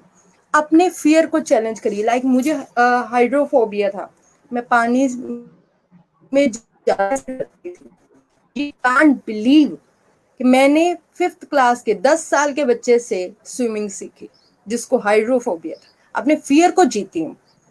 ऐसे कई सारी चीजें मैंने अपनी लाइफ में करी है जिनमें मेरा बहुत बड़ा फियर था। मैं डॉक्टर बनना चाहती थी बट कुछ मजबूरियों की वजह से डॉक्टर नहीं बन पाई, और मलहम पट्टी करने का बहुत ज्यादा शौक था। एक दिन भगवान ने ऐसा रास्ता दिखाया कि एक जगह पे जहाँ पे हमारे गोल्डन टेम्पल है, गोल्डन टेम्पल के बाहर कुछ लोग मलहम पट्टी कर रहे थे। एंड यू कांट बिलीव, मैं वहीं पर रुक गई, मेरा मन वहीं पे खड़ा हो गया। और वो लोग मलहम पट्टी फ्री करते थे। जो बैगर्स हैं, जो रिक्शा पुलिस हैं, जो हार्ड वर्कर्स हैं, उनको ना कोई डॉक्टर हाथ नहीं लगाता, दो कारण की वजह। उनके पास एक पैसा नहीं होता, दूसरा उनकी जख्मों में इतने इतने कीड़े रेंग रहे होते, इतने इतने कीड़े, अच्छा। जिनको देख के हम लोग डर जाते। हम्म। और मैं जब भी ऐसे कोई पेशेंट आता था ना तो मैं हमेशा अंकल को कॉल कर ले, अंकल जी आप ही करो, इसके ना यहाँ पे इतने इतने ज्यादा कीड़े हैं, 7-8 कीड़े रेंग रहे हैं उसके जख्म के अंदर, हम्म। उसके पाँव के अंदर, उसके हाथ के अंदर। तो आप बड़ा ना उसमें बहुत गंदा सा फील करती हूँ। और भगवान ने मेरे को एक दिन ऐसा केस दे दिया, मेरे आसपास कोई नहीं, और मुझे एक ऐसे बंदे का इलाज करना था जो खुद सुसाइड करने जा रहा था। ऐसा बंदे का इलाज करने के लिए मुझे दे दिया, और मेरे कोई आसपास नहीं था, सिर्फ उसके मोहल्ले के आसपास खड़े हुए लोग देख रहे थे। वो एक मतलब ऐसा बंदा सुसाइड करने आया था जिसका कोई आगे पीछे नहीं था, कोई घर वाला नहीं था, कोई छत नहीं थी, कुछ खाने पीने को नहीं था, और सर्दी का मौसम था।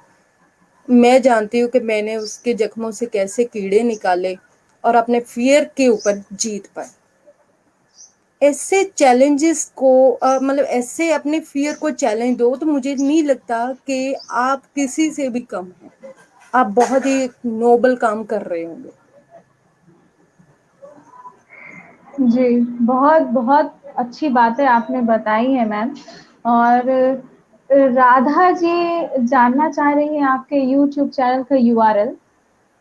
जी हाँ, आप आत्मजीत कौर लिख के सर्च करेंगे तो प्रॉपरली उसमें खुल जाएगा। आत्मजीत कौर, ATAMJEET कौर, KAUR।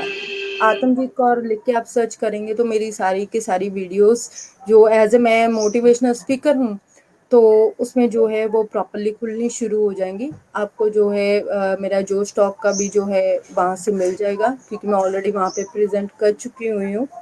जो स्टॉक में मैंने अपनी वहाँ पे लाइफ की स्टोरी बताई है, जो मतलब काफ़ी सारी लड़कियों को इंस्पायर करेगी कि suicide is not the only answer to achieve anything. मतलब ऐसा नहीं है कि आप, ठीक है, इससे क्या होगा, किसी को कोई फर्क नहीं पड़ेगा, बाकी की दुनिया चलती रहेगी, आपके पीछे सारे काम होते रहेंगे। आपको क्या लगता है आपके सुसाइड करने के बाद दुनिया के काम रुक जाएंगे? किसी को कोई फर्क नहीं पड़ेगा। थोड़ी देर दो लोग याद रखेंगे, बाद में भूल जाएंगे, फिर क्या फायदा ना।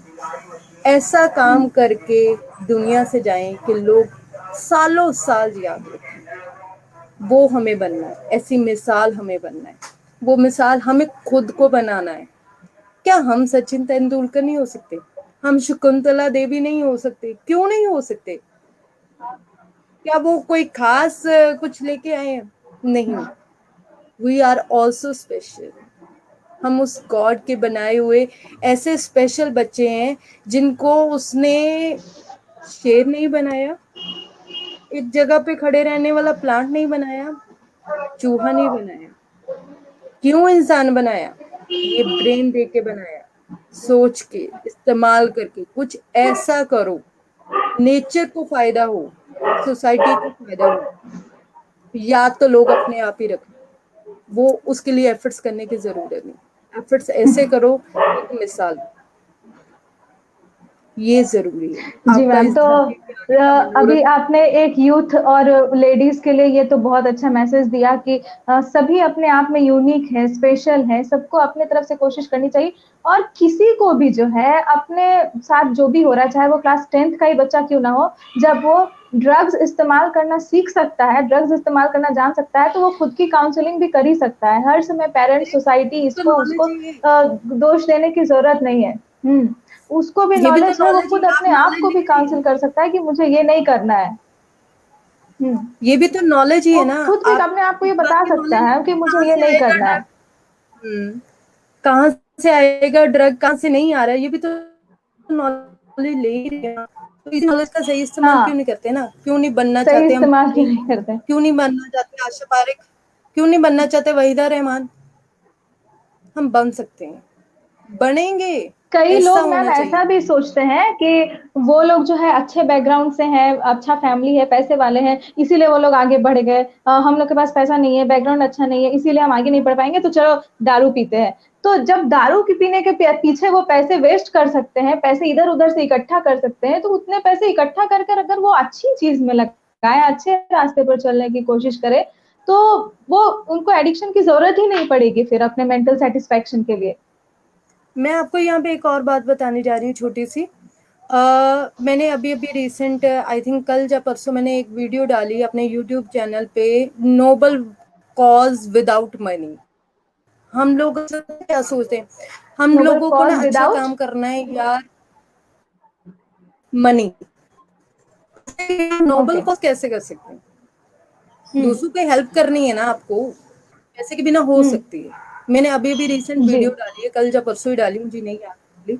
तो उसमें मैंने बताया है कि आप ये सोचना बंद कर दो कि आपके पास पैसे नहीं है तो आप कुछ नहीं कर सकते, किसी की हेल्प नहीं कर सकते, नोबल कॉज नहीं कर सकते। ऐसे बहुत सारे स्टेप्स हैं जिनमें आपका पैसा भी नहीं लगेगा और आप दूसरों की हेल्प भी कर पाएंगे। सबसे पहले बड़ी बात, जो कोई ड्रग एडिक्ट है, ड्रग्स को छोड़ने के लिए मजबूर हो जाए, ये नोबल कॉज नहीं है तो क्या है? अक्सर मैंने पेड़ों को चुपचाप छाया देते हुए देखा है, तो वो नोबल कॉज नहीं है। आप सड़कों के टोए है, पड़ जाते हैं, सड़कें टूट जाती हैं, साइड में से कोई पत्थर उठा के, जहाँ थोड़ी सी ईंटें उठा के तोड़ के उनमें डाल दो, तो मुझे लगता है कि बहुत बड़ा आप काम कर रहे हैं, बहुत लोगों की दुआएं मिलेंगी आपको, ठीक है? तो आप जो हमारे बेजुबान पंछी हैं, ठीक है, आप अपने घर के बाहर जहाँ ऊपर छत पे इन गर्मियों में उनके लिए पानी रख दो, तो मुझे लगता है बहुत बड़ा आप नोबल कॉज कर रहे हैं।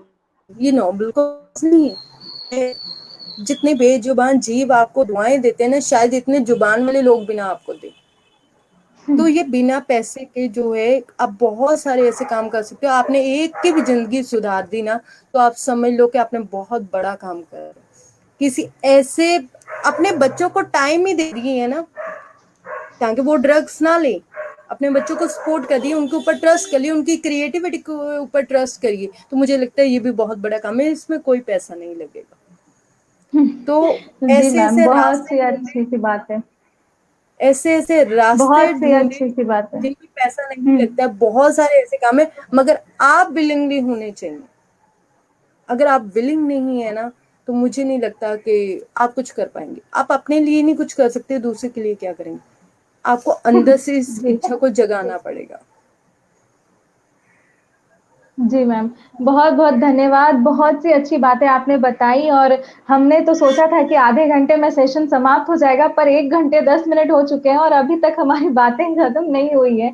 तो मैम, बहुत सी बातें हैं जो हमें अभी आपसे सीखनी है, आपसे जाननी है। सिर्फ ड्रग एडिक्शन ही नहीं, और भी बहुत सारी टॉपिक्स हैं जिस पर हम जरूर आपसे बात करना चाहेंगे। तो मैम, आप कभी भी समय अगर आपके पास हो तो आप जरूर हमारे साथ जुड़े, हमारे साथ बातें करें, क्योंकि यहाँ पे बहुत से यूथ और वुमेन जो है वो आपको सुनती हैं और समझते हैं वो लोग कि आप क्या कह रही हैं।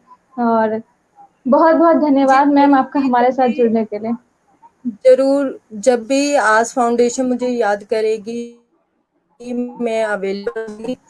आपको जो भी किसी भी टॉपिक पे, जैसे मैंने वर्ल्ड रिकॉर्ड कैसे बनाया, या मैं ब्रेन ट्रेनर कैसे बनी, या खुद हम्म। एज अ वुमन, जैसे मेरी फैमिली है, ठीक है, तो मुझे अपने खुद के लिए थोड़ा सा जो है इंडिपेंडेंट होना है।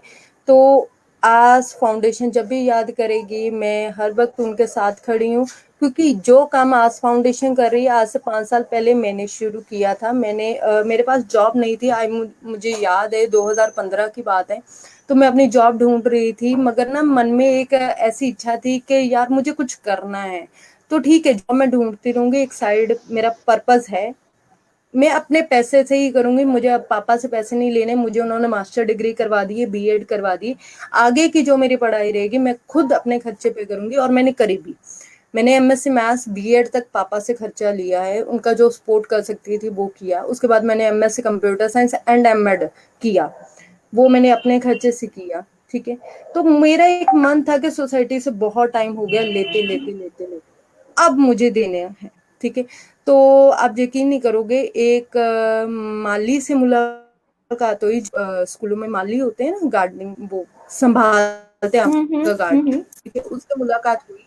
तो अचानक वो एक दिन साइकिल नहीं लेके आया था, तो उसको अपने घर जाना था, तो मैं उसको उसके घर तक छोड़ के आई। और उसका घर ऐसी जगह पे था जहाँ पे मतलब क्या बोलूँ, ऐसे नाक बंद करके वहां पे बैठ सकते हो या खड़े हो सकते हो। इतनी बदबू आ रही थी, नालियां बनी हुई थी बहुत बड़ी बड़ी, जैसे गांव में नालियां होती है ना वैसे। तो उनके जहाँ पे मैंने देखा कि अभी तक टॉयलेट की फैसिलिटी भी नहीं है। लोग पुराने जंगल वैसे आज भी वही है, आज वही हालत है वहां पे। ठीक है, तो मैंने ना जो सोचा हुआ था, तो मैंने उसको बोला कि भैया मुझे ना एक काम करना है, जहाँ पे इतने सारे बच्चे हैं जो पढ़ते नहीं। ठीक है, ये मैंने उन बच्चों के बारे में इंफॉर्मेशन निकाला। वो कहने लगे ये बिहार या गुजरात वगैरह वाली साइड से जो आए हैं यहाँ पे रोड के लिए। तो मेरे मन में इतना हुआ कि मैंने कहा भैया मुझे ना एक काम करना है, ये जो आपका है ना जगह, मुझे ना यहाँ पे बच्चों को पढ़ाना है। तो कहने लगा मैम हमारी तरफ से आपको छुट्टी है, आप जो आपको जो करना करो। मैंने कहा भैया बट मेरा यहाँ से घर बहुत दूर है, तो इन बच्चों को मेरी भाषा समझ भी नहीं आएगी, क्योंकि ये बिहार गुजरात अलग अलग जगह से है, तो प्लीज कोई तो रास्ता बताइए। कि मेरा मन बहुत ज्यादा है, मैं मतलब 10वीं कक्षा में थी, मैंने ये बात सोची थी, तो मुझे ये सपना किसी न किसी हालत में पूरा करना है। तो वो माली भैया ने मुझे अपनी जगह दी। उसने अपनी 2 भाभियां दी जो पढ़ी हुई थी, मुझे पता ही नहीं था। वो घर पे ही अपने बस काम लगे हुए थे। एक 8th पास थी, एक ग्रेजुएशन पास थी। मेरी हैरानी के हद नहीं रही, यू कांट बिलीव, कि मतलब मेरे को जैसे कोई आइडिया फूटता है ना वैसे। मैंने कहा ठीक है, मैं यहाँ पे आपको दरी एक छोटा सा ब्लैक बोर्ड, थोड़े से चौक और कुछ कॉपी पेन ला के देती हूँ। बच्चों को बोलना है कि आपको कुछ नहीं लेके आना, आपको बस आना है, ठीक है। तो हमने वहां पे एक छोटा सा स्कूल शुरू किया, सिर्फ 2 घंटे, क्योंकि बच्चे अपने पेरेंट्स के साथ वर्किंग में थे। कुछ लड़कियां थी जो अपने हम्म। पेरेंट्स के साथ घर में झाड़ू पोछा करती थी। जो लड़के थे वो वहां पे ईंटें उठाते थे, मिट्टी उठाते थे, ऐसा काम कर रहे थे। तो सिर्फ 2 घंटे शाम जब छुट्टी हो जाता है तब आके बच्चों ने पढ़ना है, कॉपी पेन पेंसिल सब कुछ मिलेगा। तो वो 5 साल हो गए इसको चलते हुए, बहुत सारे बच्चे जो बेसिक एजुकेशन ले चुके। मकसद सिर्फ इतना कि बच्चों को एबीसी क ख उड़ा एड़ा मैथ्स का कुछ आ जाए, ये ना हो कि कोई 20 रुपए बोल के 10 रुपए हाथ में थमा जाए, इनको एक्सप्लॉइट नहीं करने देना, ठीक है। इस मकसद के लिए शुरू किया था। सेकेंडली मेरी कंडीशन थी कि यहाँ पे जो भी कोई बड़ा आदमी आएगा उसको मैं कोई भी ट्रॉफी या कुछ भी ऐसा जो सम्मान है वो नहीं देने वाली, क्योंकि जो उसमें मैं उसको ट्रॉफी देने में पैसे लगाऊंगी उतने में मेरी इधर 3 कॉपी आ जाएंगी। तो जी। मैंने ये एक बात अपने माइंड में पक्की रखी थी कि जितने भी चाहे बड़े मर्जी लोग आ जाएं, कोई सम्मान नहीं दूंगी, इधर आके देखे, काम पसंद आए तो जहाँ पे जो है कुछ देने का मन हो दे, नहीं देने का मन नो प्रॉब्लम। तो 5 साल हो गए अकेली लगी हुई हूँ। एक बार जो हमारे एक्स प्राइम मिनिस्टर हैं डॉक्टर मनमोहन सिंह जी, उनके जो ग्रैंड सन है वो आए थे वहां पे। उनको मैंने साफ साफ बोल दिया अच्छा। था कि सर आप आए हैं वेलकम, बट यहाँ पे मेरे से कोई भी ट्रॉफी या कोई और किसी तरह का रिस्पेक्ट की उम्मीद ना रखिए। मेरे दिल में आपकी रिस्पेक्ट है तो ये ही आपको कबूलनी पड़ेगी। वहां पे आके उन्होंने एक जो है कपड़ों का कैंप लगाया था, जो नीडफुल पर्सन थे वो वहां से कपड़े लेके गए थे। तो ये बहुत बड़ी हम्म। बात थी हमारे लिए भी। और उन मैं बता नहीं सकती कि उनके ग्रैंडसन इतने हम्बल थे, रणदीप सिंह कोहली जी, आप उनको फेसबुक पे भी ढूंढ सकते हैं। इतने हम्म। हम्बल पर्सन है, इतनी रिस्पेक्ट करते हैं, तो इतने खुशी से कहते हैं कि दीदी आप क्यों चिंता कर रहे हैं ना, हम लोग वैसे ही बहुत खुश हैं आपका काम देख के, इतने खुश। और मेरे को याद है कि वो भैया इतने प्यार से बोले कि नहीं दीदी आपने जो दिल से रिस्पेक्ट दे दिया वही हमारे लिए सबसे बड़ी बात जी मैम। यहाँ पे दर्शक भी जो हैं आपसे है। बहुत सीख ले रहे हैं और इसका बहुत कुछ मैं समझ रहे आपने हैं। था जी कोई जी मैम, आवाज आपकी थोड़ी सी कट रही है।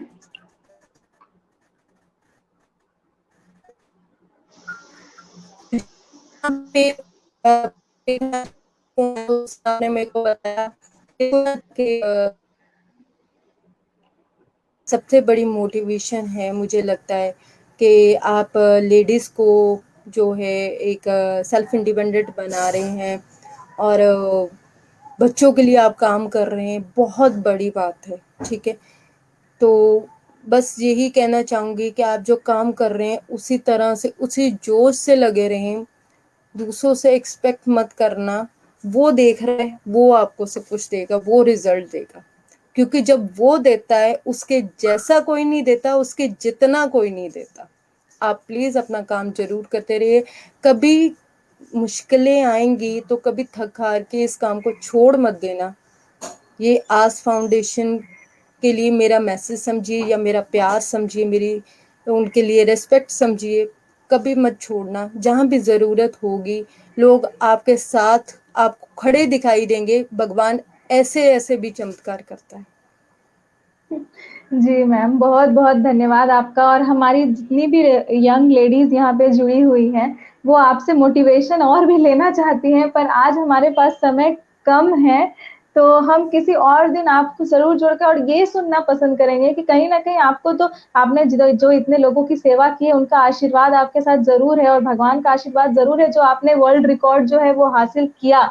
और आगे भी आप और भी आगे जो भी हैं बढ़ेंगे अपनी जिंदगी में। तो ये छोटे छोटे बच्चों का जिनको आप पढ़ा रही हैं 5 सालों से, उनका भी प्यार और स्नेह जरूर होगा मैम इसमें कि आप जो है इस मुकाम तक पहुंची, आगे बढ़ी है।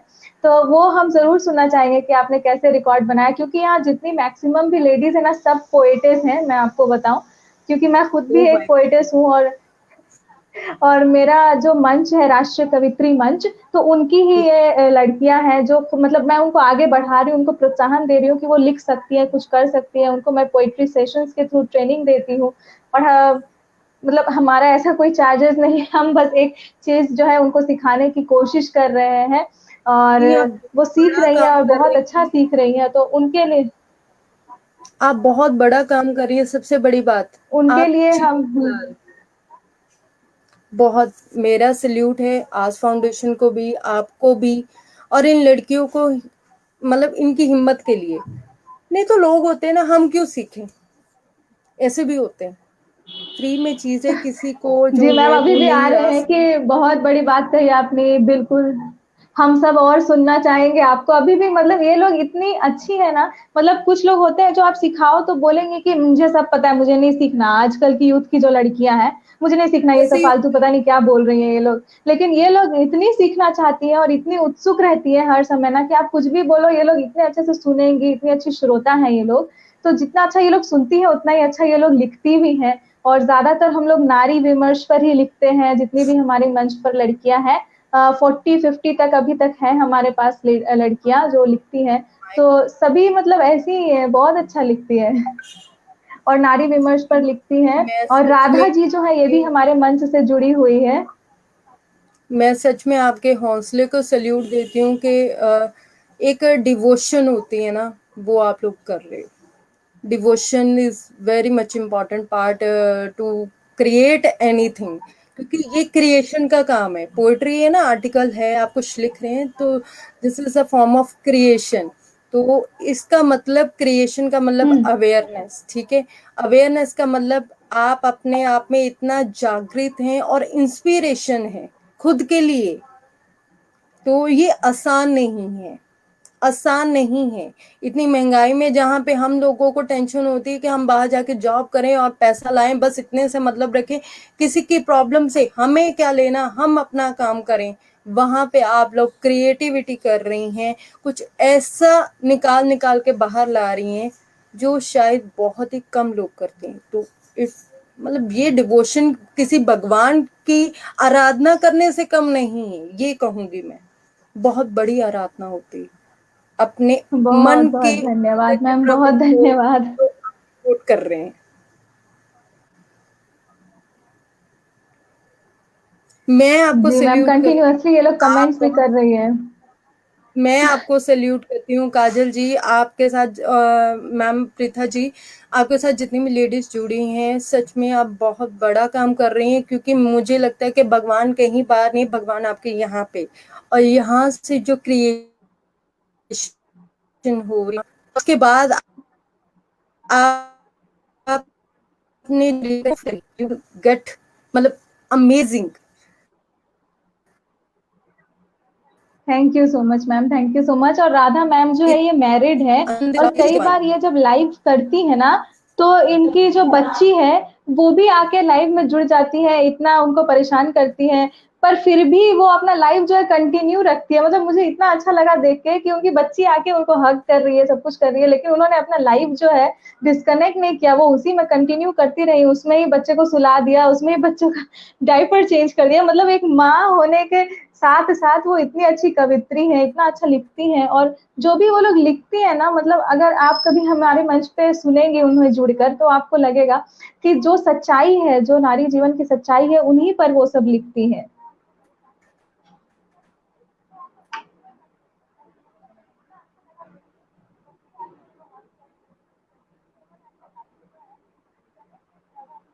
मुझे लगता है मैम के नेटवर्क में कुछ दिक्कत आ गई है, जिसके वजह से मैम का जो नेट वीडियो है वो हमारे से डिस्कनेक्ट हो गया है।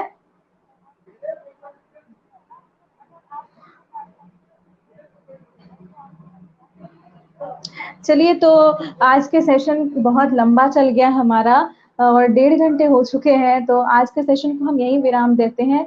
मैम के साथ फिर हम दोबारा जुड़ेंगे, और जितनी भी लड़कियां सुन रही हैं उनको हम दोबारा से जो है उनके जो मोटिवेशन है वो सुनाएंगे कि उन्होंने कैसे वर्ल्ड रिकॉर्ड बनाया। आज तो हमने बस एक एडिक्शन के बारे में बातें की हैं, और इसके बाद हम अगले सेशन में जब मैम के साथ जुड़ेंगे तो हम उनकी लाइफ से सीख लेंगे कि उन्होंने कैसे इतने सारे काम किए, कैसे इतने आगे तक पहुंची, वर्ल्ड रिकॉर्ड कैसे बनाया, इन सब चीजों पे हम बात करेंगे। और आज के जो मेन मुद्दों पर मैम ने बात किया कि पेरेंट्स के नेग्लिजेंसी की वजह से बच्चे जो एडिक्शन की तरफ जाते हैं, गवर्नमेंट में कहीं ना कहीं कमी है, पर सबसे इंपॉर्टेंट बात उन्होंने यही कहा कि हमें सेल्फ काउंसलिंग करने की जरूरत है।